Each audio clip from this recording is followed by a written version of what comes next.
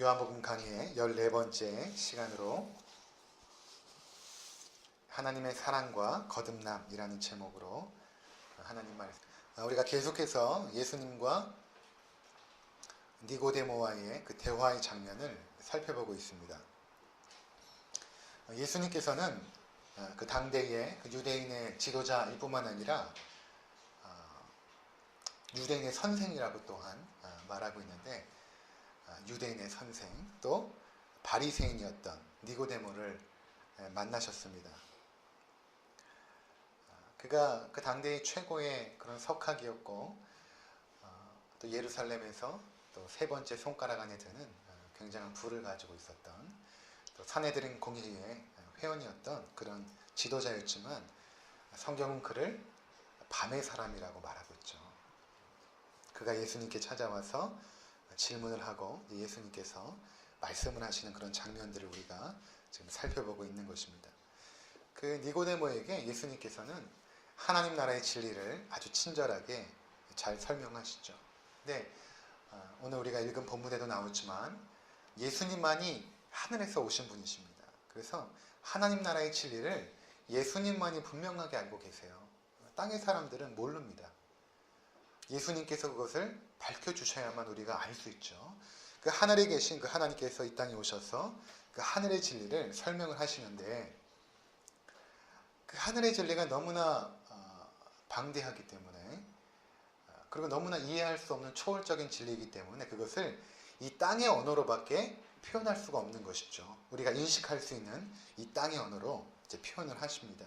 그래서 예수님께서는 바로 거듭남이라는 단어를 사용하셔서 우리가 하나님의 자녀가 되고 하나님의 백성이 되고 구원을 받는 것에 대해서 그렇게 이제 설명을 하시죠. 그래서 우리가 이 땅에 태어날 때에 우리의 의지와 노력이 없이 그냥 저절로 태어난 것처럼 우리가 하나님의 자녀가 되는 것도 하나님의 은혜 가운데 그렇게 되어진다는 것입니다. 하나님의 주권으로 하나님께서 그 일을 하신다는 것입니다.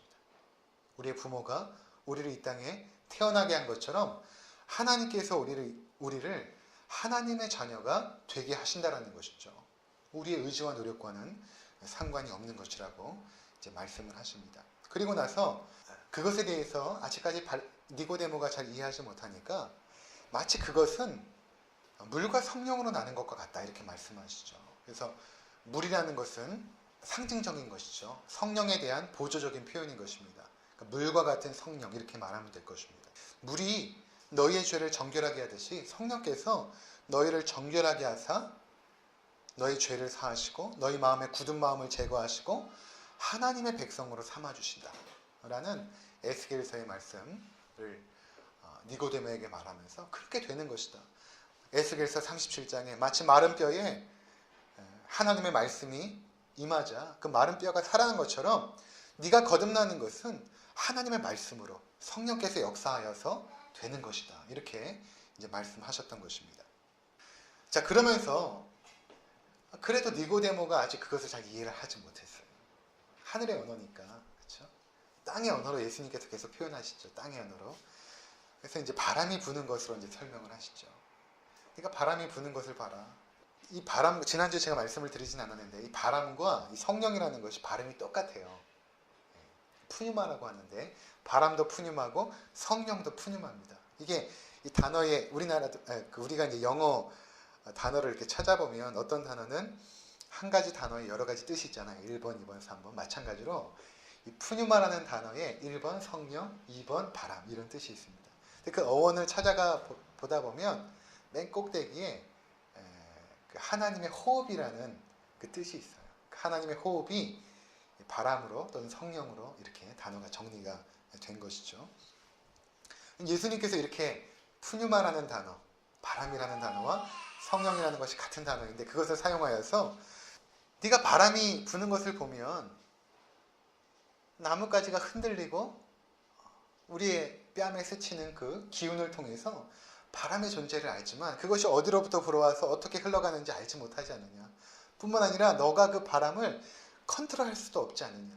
마찬가지로 성령으로 나는 것, 거듭나는 것, 성령으로 나는 것도 네 힘과 노력으로 되는 것이 아니라 하나님께서 그것을 성령으로 말미암아 운행하시고 신비적인 방법으로 그렇게 내 안에 행하시기 때문에 그것이 바로 거듭납니다. 이렇게 이제 말씀을 하신 것입니다. 자, 우리가 이제 여기까지 살펴보았습니다. 그리고 오늘 나눌 내용은 무엇인가 하면 이런 의문이 드는 것입니다. 그렇다면 구체적으로 거듭나는 것은 어떻게 되는 것인가 라는 것이죠. 물론 이제 하나님의 주권으로 되는 것이다 이렇게 말했는데 이것은 반쪽의 진리예요. 완벽한 진리는 아닙니다. 오늘 이제 설명해 드리겠지만 반쪽의 진리입니다. 그래서 그렇다면 어떻게 거듭나는 것입니까? 그럼 거듭남의 구체적인 방법이 무엇인가? 그리고 또 하나는 첫 번째 질문이 어떻게 거듭나는가 있을 때 오늘 이 진리가 이제 소개되면 완벽하게 되는 것입니다. 하나님의 주권으로 되는 것이에요. 근데 그거는 반쪽이고 또 하나는 우리가 그것을 믿음으로 되는 것입니다. 이렇게 될 때 이제 완벽한 진리가 되는 것입니다. 하나님의 주권으로 거듭나고 하나님의 자녀가 되고 또 동시에 우리가 그것을 믿음으로 받아들일 때 하나님의 자녀가 되는 것입니다.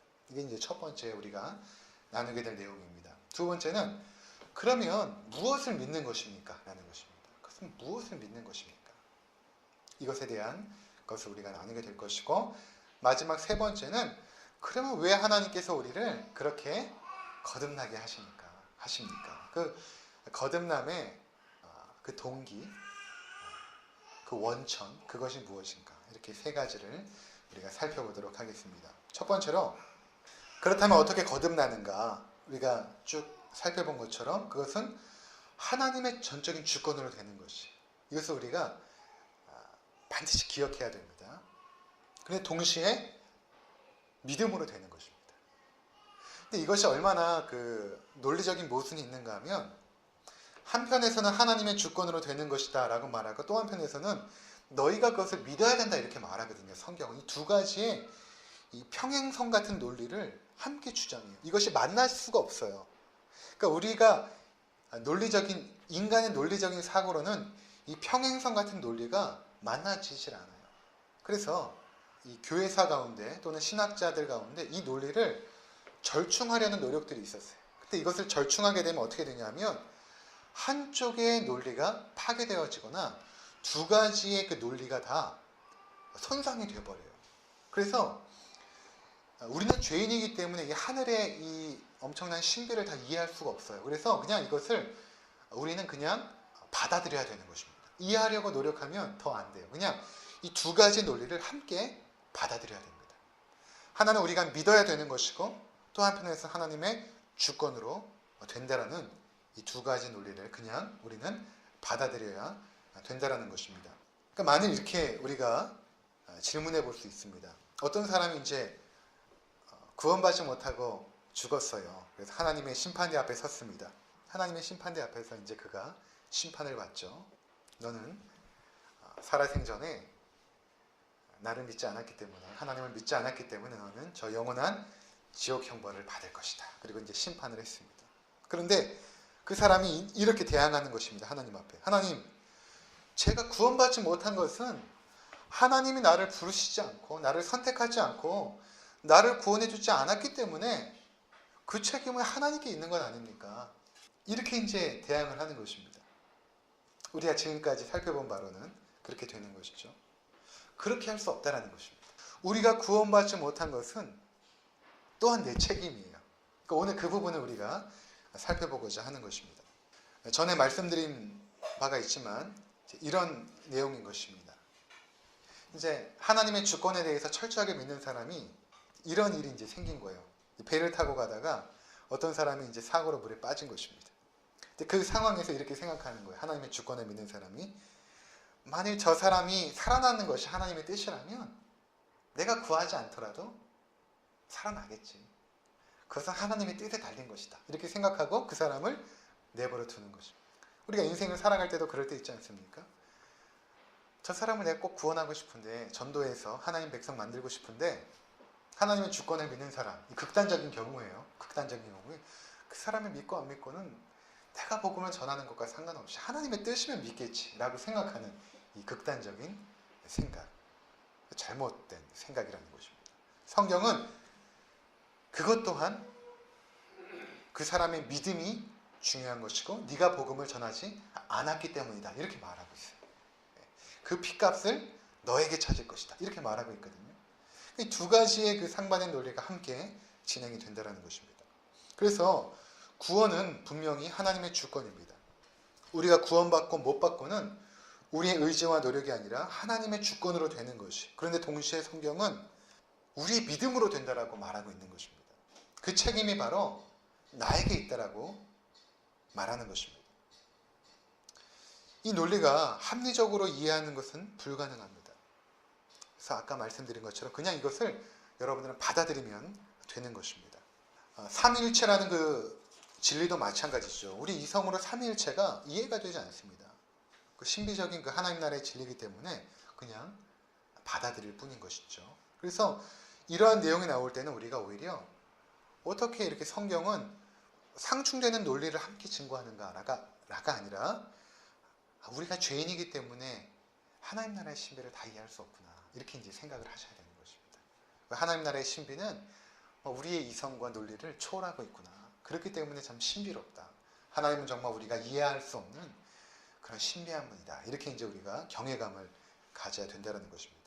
자, 그래서 우리가 어떻게 구원을 얻는가? 본론으로 들어오면 하나님의 자녀가 되는가? 어떻게 거듭나는가? 그것은 하나님의 주권 그리고 동시에 우리의 믿음으로 되는 것입니다. 그래서 오늘 우리가 읽은 본문에 보면 믿음이라는 단어가 7번 등장합니다. 3장 1절에서 10절까지는 하나님의 주권에 대해서 계속 강조했다면 이제 11절부터 마지막 절까지는 믿음에 대해서 강조하고 있는 것입니다. 빌립보서 강해 때에 제가 말씀드린 내용이지만 이 부분을 다시 한번 반복하도록 하겠습니다. 그래서 우리의 구원에 대해서 하나님의 주권과 또 우리의 책임, 이것이 성경은 함께 증거되고 있다는 것을 이 시간 함께 다시 한번 나누도록 하겠습니다. 여러분들 들어올 때 가지고 오신 그 프린트물 보시면 제가 정리를 했죠. 먼저 출애굽기 14장 13절 말씀 우리 함께 읽도록 하겠습니다.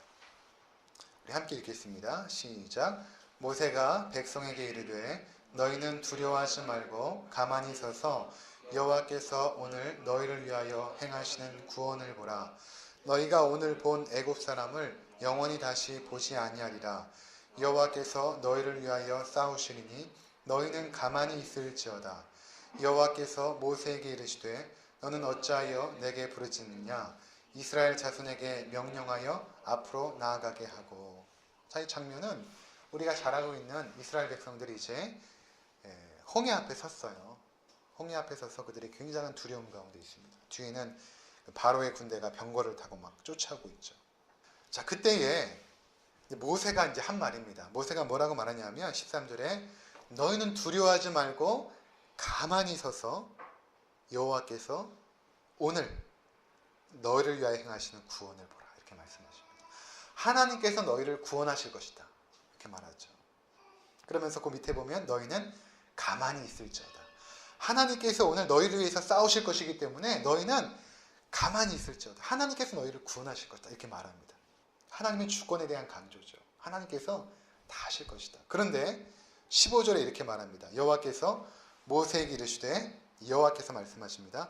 너는 어찌하여 내게 부르짖느냐. 이스라엘 자손에게 명령하여 앞으로 나아가게 하고. 이렇게 말합니다. 하나님께서 다 하실 것이기 때문에 하나님께서 너희를 위하여 싸우실 것이기 때문에 홍해도 갈르시고 다 하실 것이다. 그러니까 너희는 이제 앞으로 나아가라는 것입니다. 이건 인간의 책임인 거예요. 우리가 믿음으로 그 갈라진 그 홍해를 건너가라는 것입니다. 이것도 여러분 믿음이 있어야 되는 거예요. 그렇죠? 그 갈라진 홍해를 걸어갈 때에 이 파도가요, 이 벽처럼 되었다라고 말하거든요. 그러니까 좌우로 보면 이 벽처럼 된 그 바다가 이렇게 둘러서 있는 그게 몇 미터인지 알지 못하죠. 하나님께서 능력으로 이렇게 하신 거니까. 근데 거기를 지나갈 때 이 파도가 나를 휩쓰면 어떡하나? 하나님을 신뢰하지 못하면 걸어갈 수 없습니다. 내가 다 싸울 것이기 때문에 너희는 나를 신뢰하고 믿고 그 길을 걸어가라는 것입니다. 이것은 우리의 믿음이고 우리의 책임인 것입니다. 에베소서 2장 8절과 9절입니다. 우리 함께 읽겠습니다. 시작.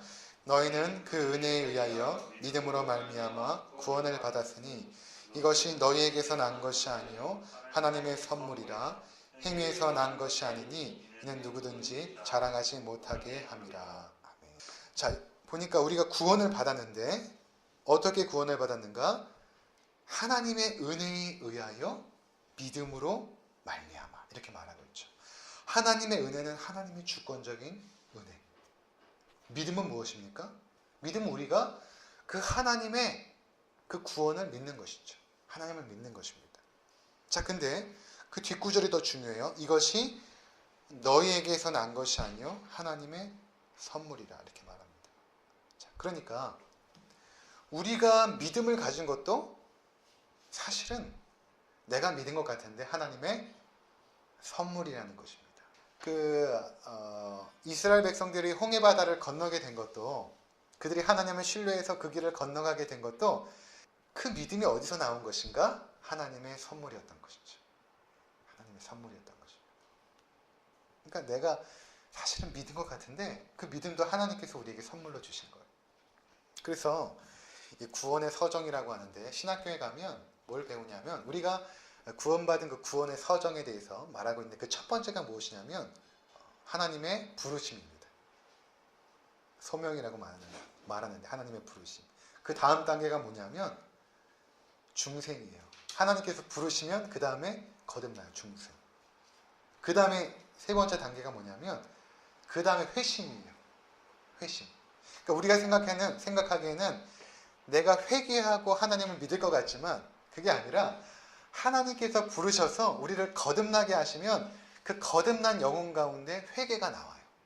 그러니까 여러분들이 잘 생각해 보시면 내가 하나님 앞에 회개했을 때가 언제인가? 이미 하나님께서 여러분 가운데 역사하신 이후에 내가 그 하나님에 대한 그 마음들, 그 죄악을 깨닫게 된 것도 하나님이 우리를 부르셨기 때문에 깨닫게 되거든요. 그러니까 세 번째 단계가 회심이에요. 소명, 중생, 회심, 이렇게 됩니다. 자, 그래서 우리가 그 다음에 이제 신앙이거든요. 믿음. 그러니까 믿음이 회심 다음에 생기는 거예요. 소명, 중생, 그 다음에 회심, 그 다음에 믿음. 이렇게 생기는 것입니다. 그러니까 하나님께서 우리를 부르시고 우리를 거듭나게 하시고 그 다음에 생기는 것이 믿음이거든요. 그러니까 이 믿음이 내가 발휘한 것 같지만 이 믿음도 선물로 받은 것이다 라는 것을 우리가 분명히 알게 되는 것입니다. 자, 그래서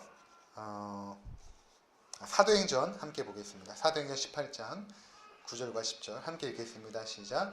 밤에 주께서 환상 가운데 바울에게 말씀하시되 두려워하지 말며 침묵하지 말고 말하라. 내가 너와 함께 있음에 어떤 사람도 너를 대적하여 해롭게 할 자가 없을 것이니 이는 이 성중에 내 백성이 많음이라 하시더라. 이제 바울이 고린도에 가서 복음을 전할 때에 하나님께서 주신 말씀이에요. 뭐라고 말씀하시냐면 이 성중에 내 백성이 많음이라, 이렇게 말씀하십니다. 이 성중에 이미 하나님께서 택하신 백성이 있다라는 거예요. 그러면 이곳에 하나님이 택하신 백성이 있으면 복음을 전하지 않아도 되지 않을까? 그렇죠? 그렇게 생각할 수 있지 않겠어요? 이 성중에 하나님의 백성이 많으면 하나님께서 구원하시겠지. 근데 그것이 아니라 뭐라고 말씀하시냐면 두려워하지 말고 침묵하지 말고 말하라. 내가 너와 함께 있겠다. 이렇게 말씀하십니다. 이곳에 이 성에 내 백성이 많다라는 것이 전도하지 않을 근거가 된 것이 아니라 오히려 전도하게 되는 근거가 됐죠. 마찬가지입니다.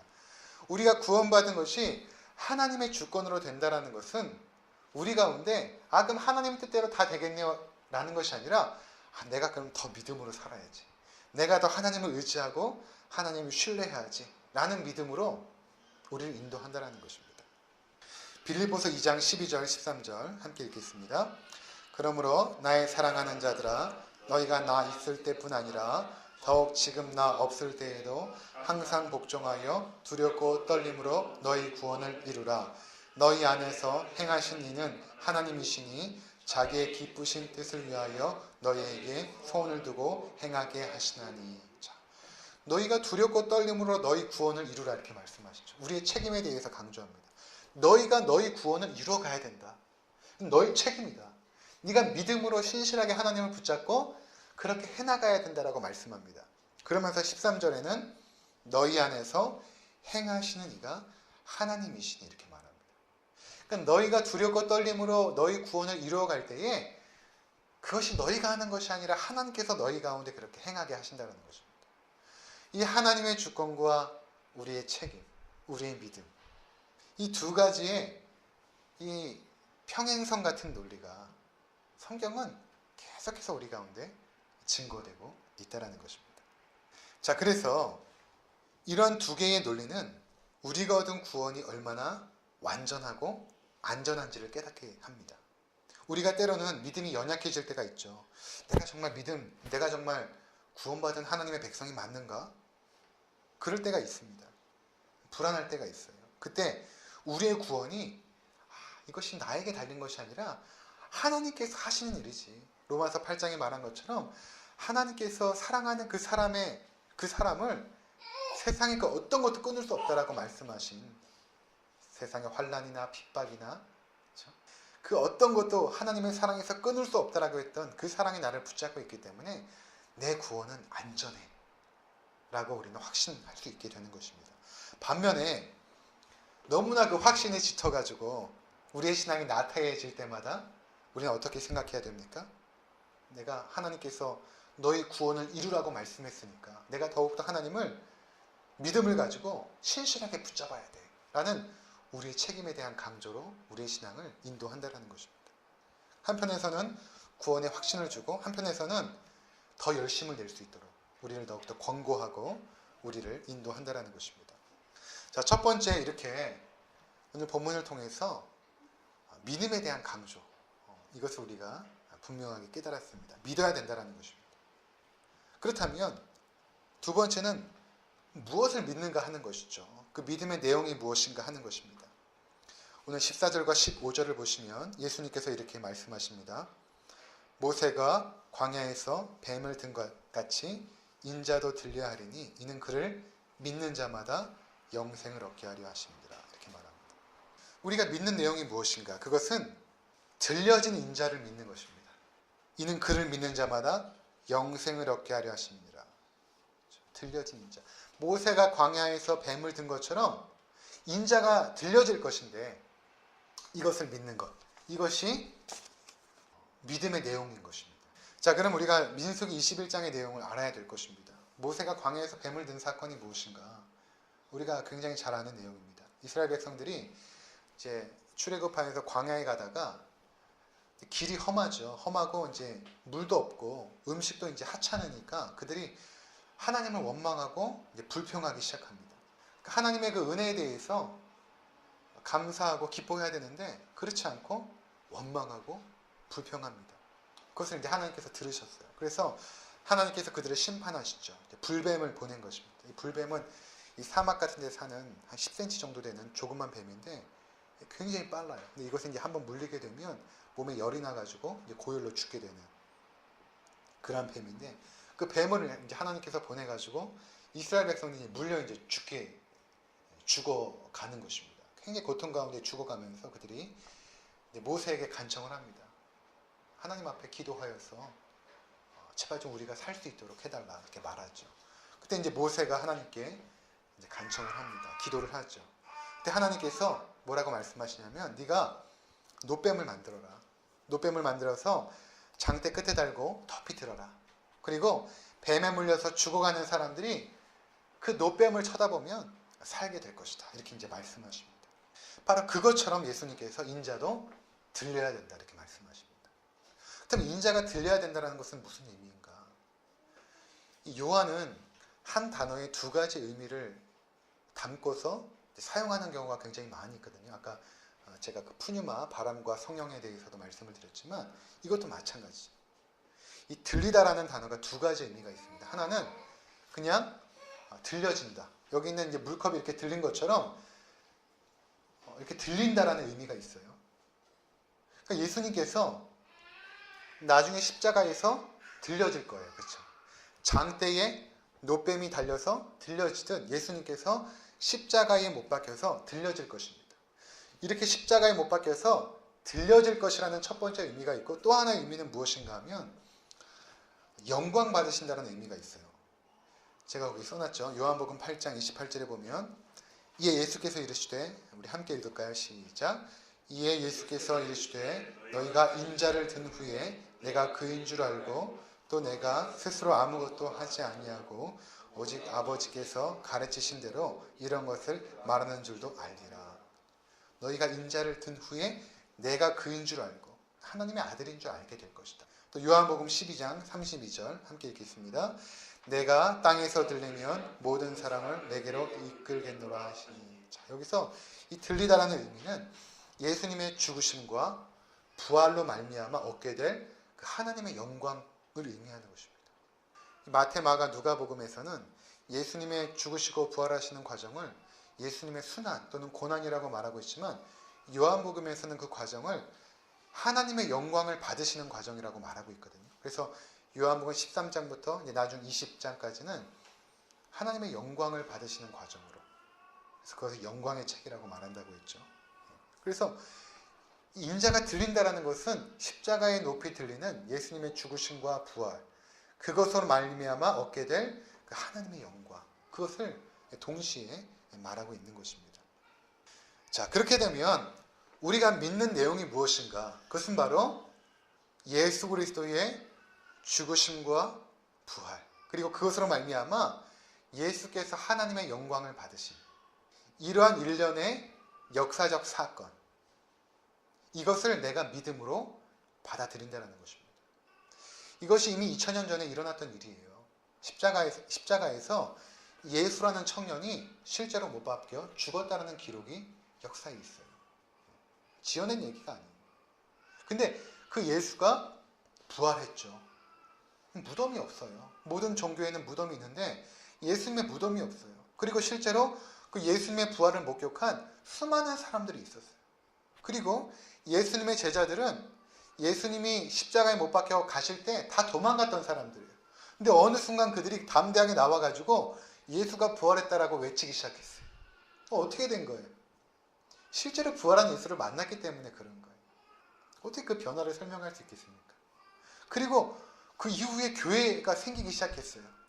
하나님의 백성들이 모이기 시작하고 예수님이 부활하신 그 날을 기념하여서 그들이 찬양을 하고 예배를 하고, 그리고 불과 300년 이후에 그 예수 믿는 자들을 막 핍박했던 그 로마의 정부가 기독교를 공인하게 되는 놀라운 역사적 사건들이 있습니다. 이것은 이미 역사 가운데 증명이 되어진 사건이에요. 그것을 우리가 믿음으로 받아들이는 것입니다. 아, 그 십자가에 못 박혀 죽은 그 예수라는 그분이 하나님의 아들이었구나. 그것을 믿는 것. 그것이 바로 믿음의 가장 핵심적인 내용인 것입니다.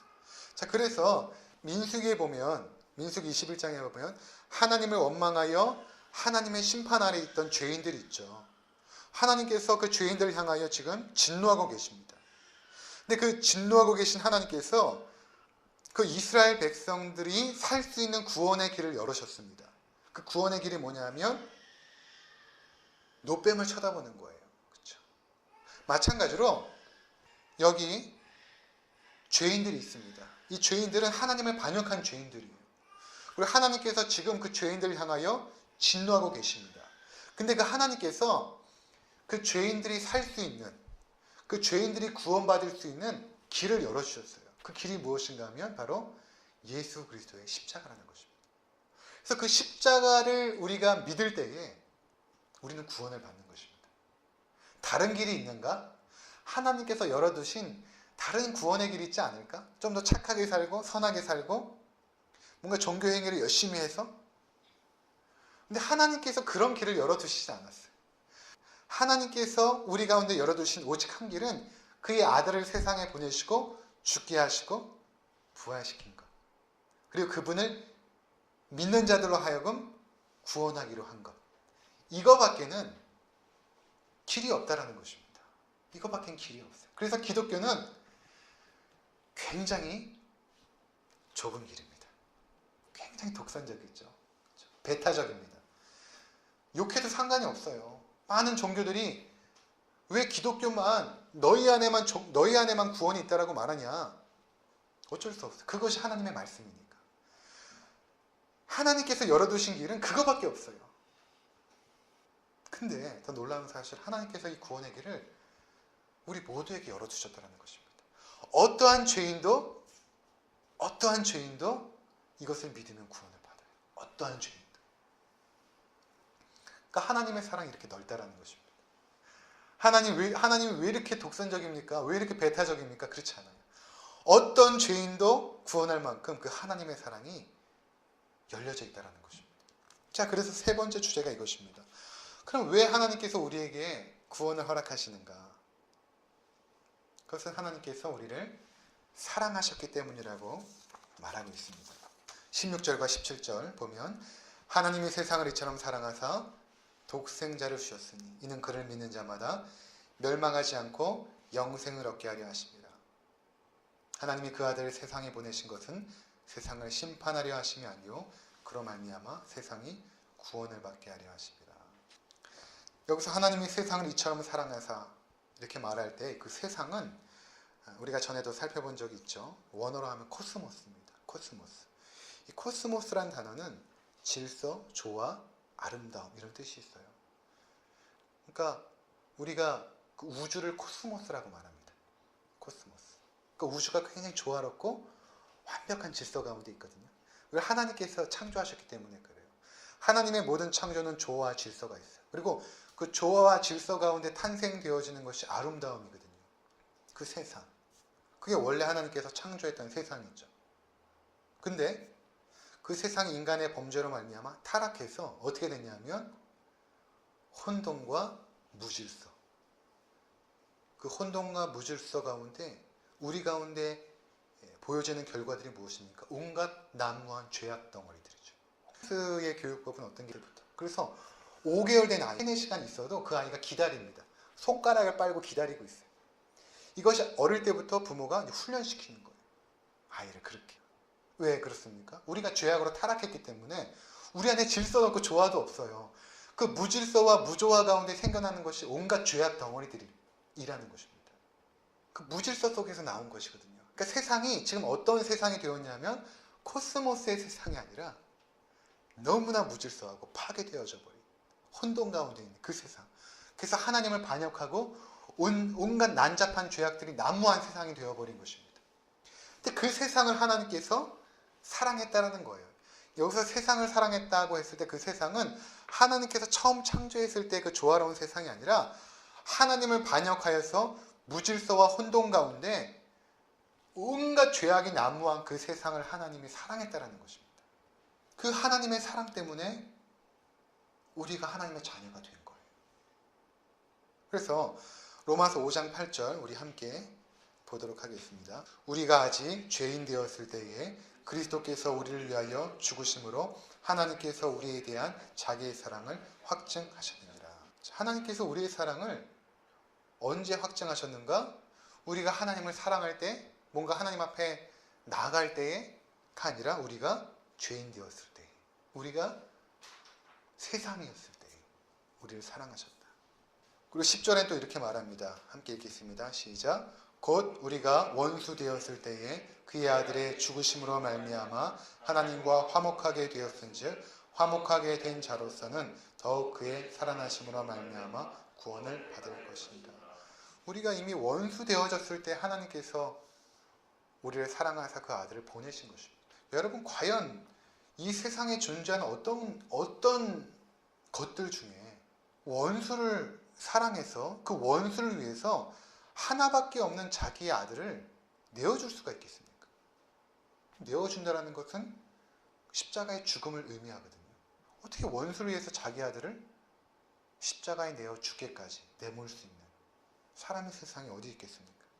또 우리가 이 하나님의 사랑을 이해하지 못하니까 이미 창세기 22장에서 하나님께서 잠깐 비춰주신 거예요. 그 아브라함이 이삭을 번제로 드리는 그 사건을 통해서 아버지의 마음을 좀 알라는 것이죠.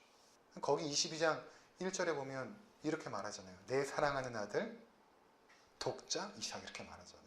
독자. 하나밖에 없는 독자. 이게 지금 우리가 독생자라고 말하고 있는데 모노게네스라는 원어인데 어떤 의미가 있냐면 영어로 하면 only son입니다. only son. only son. 하나밖에 없는 아들. 유일무이한 아들, 그분을 우리를 위해서 내어주셨다는 것입니다. 자, 그래서 우리에게는 그 하나님의 사랑이 너무나 풍성하게 열려 있다는 것입니다. 아까 말한 것처럼 이 두 가지의 하나님의 사랑의 성격이 있어요. 어떠한 죄인도 품을 만큼 그 하나님의 사랑은 넓습니다. 그러나 그 사랑을 거절한 자들에게는 영락없이 하나님의 심판이 임해요. 오늘날 신학의 위기 중에 하나가 뭐냐면요, 이 다원주의라는 것인데, 이것이 출발이 어디냐 하면, 다원주의는 뭐냐면 어디도 구원이 있다는 거예요. 어느 종교도. 꼭 예수 그리스도를 통해서만이 구원이 있는 것이 아니라 불교에도 구원이 있고 이슬람에도 있고 힌두교에도 있고. 근데 이것이 그 출발이 어딘가 하면 그들이 말할 때 하나님은 사랑이시다라는 것이 그 출발입니다. 어떻게 사랑의 하나님께서 힌두교, 불교, 저들도 열심히 선하게 살고 있는데 그들을 구원하지 않을 수 있는가? 하나님의 사랑은 그들을 다 포함해야 된다라고 말합니다. 그렇지 않아요.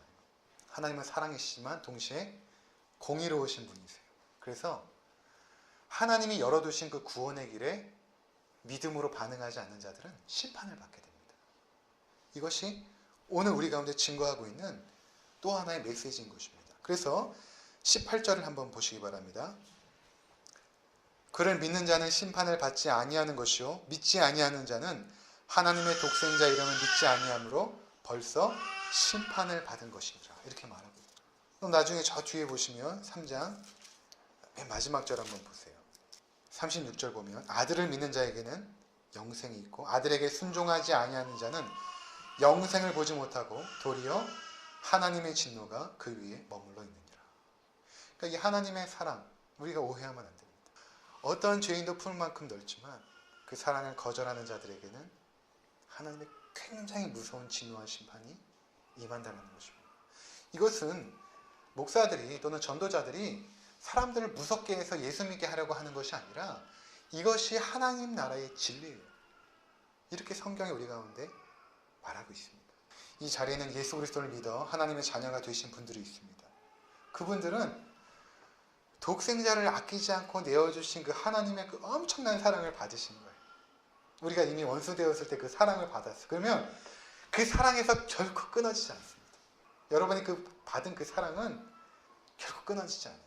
그리고 에베소서에서 바울이 기도한 것처럼 우리는 그 사랑의 깊이와 넓이를 점점 더 알아가도록 기도해야 돼요.